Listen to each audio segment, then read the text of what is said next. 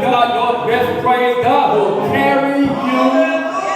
I don't know how you feel about it, but even on the run, God has carried us through. 11 months into this crazy pandemic, this crazy retarded year, God has carried us through. I'm excited.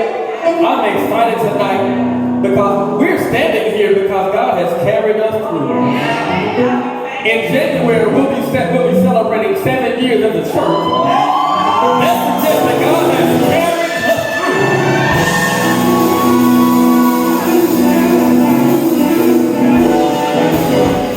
Matter of fact, in January, we'll be celebrating 13 years, 14 years as a couple. God, we're standing here because God has carried us through.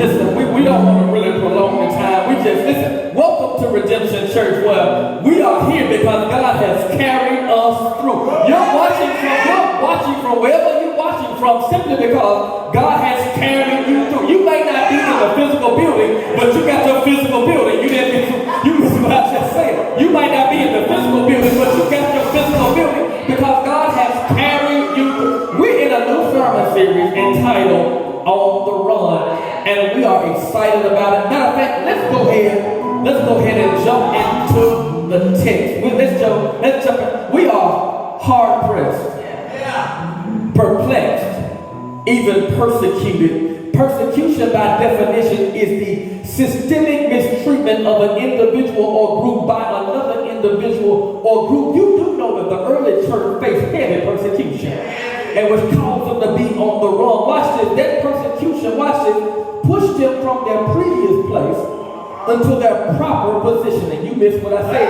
That pandemic, watch this. This pandemic pushed you from your previous place to your proper positioning. God's plan for persecution is not always about the pain, but it's that pain, that persecution brings us a pain which gives us the opportunity, watch this, opportunity for promotion.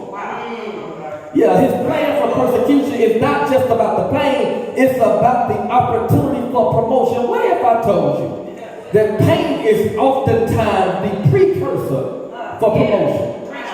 What if I told you that pain is oftentimes the precursor for promotion, just as sacrifice tends to succeed success? Jesus was wounded for our transgressions.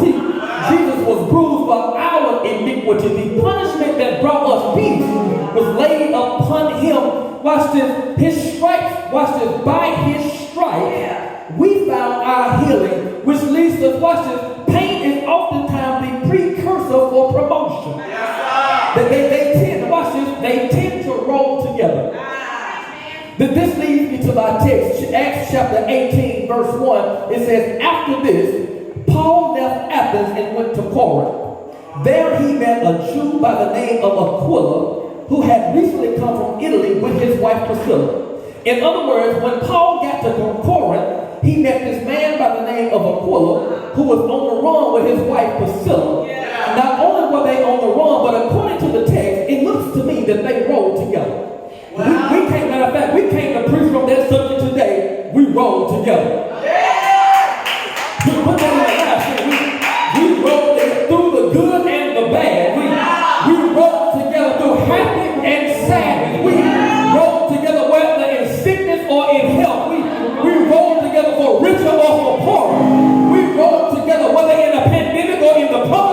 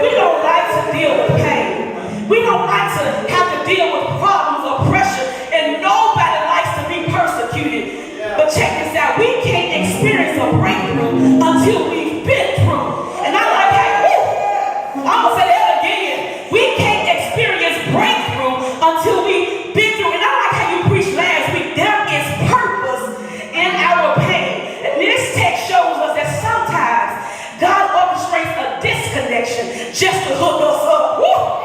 Preach, girl. Sometimes that means that we've got to disconnect from our past. I know our past was fun. We had a lot of great memories. But listen to me and listen to me well. Everything that's good to us is not good for us or our future. I'm going to say that again. Everything that's good to us is not good for us or our future. It was Pastor Arthur David B. Westbrook Sr. who wrote in his latest book, we should never allow our history to interfere with our destiny. And sometimes God has to disconnect us from our past. My God, disconnect us from what's comfortable so his divine connection can line up in our lives, just like he did for Paul, Aquila, and Priscilla, Ruth, and Naomi, David, and Jonathan, Elijah, and Elijah, Pastor David, and Pastor Sam. It's those divine connections that help us, that push us to our destiny. Please hear me and hear me well on this morning. Connections do matter. The Bible says evil company corrupts good habits. And in this season of my life, I need some folks around me who can spot a demon, spot a witch, and have enough Holy Ghost power not to cuss them out, but to cast them out. I need some folks around me who know the Lord. It's cool that we know Bristol Couture, Lee Downs, we know about Jada's Collections, RJ Apparel, K-Style, Gucci, Louis Vuitton, and St. John. But when I'm going through hell, I need to be surrounded by some blood-bought believers who can lift up their voice and say, I know the Lord will make a way. Oh, yes, he will. Oh, yes, he will. I need some folks who can rock some rock red bottles. I need some folks rocking with me who can rock red bottles and still get a prayer through, and they can help me step on the enemy's head. When I'm sick, they remind me that God is a healer. When I'm broke, they remind me that God shall supply all of my needs. When I'm grieving, they tell me weeping may endure for a night, but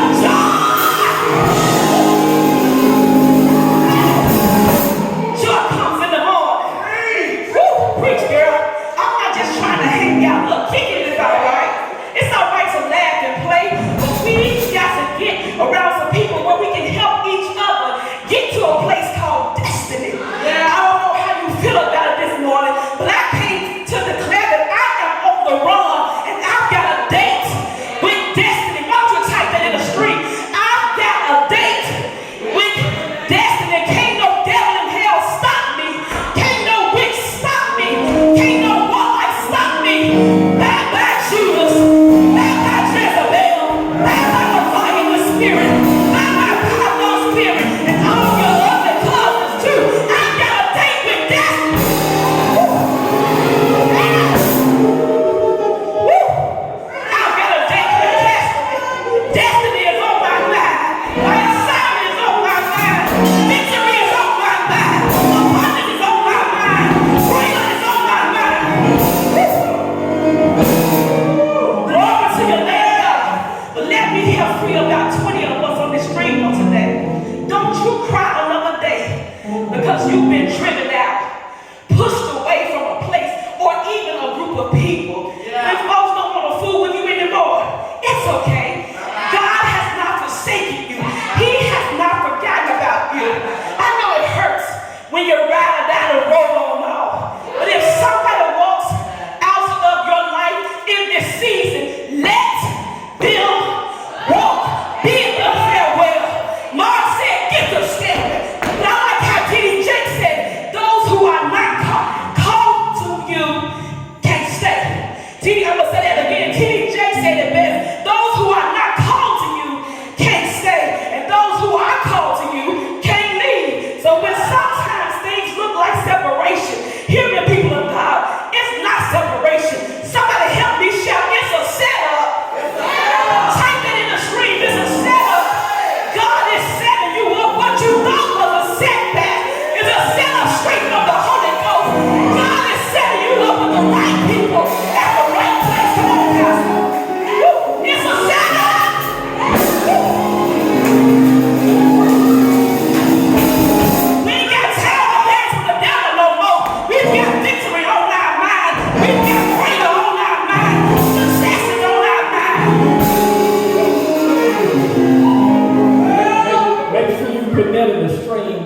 what you thought was a separation was just a setup. What you thought was a disaster was really your deliverance. But sometimes promotion comes in the form of pain. The text says, after this, Paul left Athens and went to Corinth. There he met a Jew by the name of Aquila, who had recently from Italy with his wife Priscilla. Yeah, let me say it again. There he met a Jew by the name of Aquila, who recently come from Italy with his wife Priscilla. Aquila and Priscilla. Please note that we're not giving a great deal of information about them in the biblical text. There's not a whole lot we can know about them in the biblical text. They are only mentioned a handful of times in the biblical text. But here's one thing I noticed when I saw their names listed in the biblical text. Every time I saw their names, watch this, they were never mentioned isolated. They were always mentioned together. They were never mentioned separately. They were always mentioned together. I want to say that again. They were never mentioned separately. Their names were always mentioned together. According to the text, they were on the run together. Occupationally, they made tents together. Vocationally, they served in ministry together. Sacrificially, they put their lives on the line together. Apparently, everything that they did together. What am I saying? I'm judging by the consistency of their chemistry. It says to me that no matter the weather, we fare better together. Can I say that again? Judging by the consistency of their chemistry, it says to me that no matter the weather, they fare better together. You missed what I said. No matter the weather, they fare better together. A few weeks ago, I told you that preparation produces, but I need you to know tonight, and put this in your notes. Watch this. There is power in partnership. Put that in your notes. There is power in partnership. I need you and you need me. We need each other. There are some things that I can do. There are some things that you cannot do, but we can do all things together. We can do a great deal of things together. I need you. Listen, it was Mother Teresa who says, watch this, that you can do some things, I can do some things, but we do a whole bunch of things together. I need you to understand that we need each other. There is power in partnership. A praise team without musicians just ain't right to me. A musician without singers just ain't right to me. They work better together. Listen, I can only do what I do when I roll with you. We roll together. We are better together. Somebody put that in the live stream. We are better together. That's why I listen redemption, even from your home. We need you to be on the stream. We need you to comment, like, and share. Because when we get on that thing together, something happens.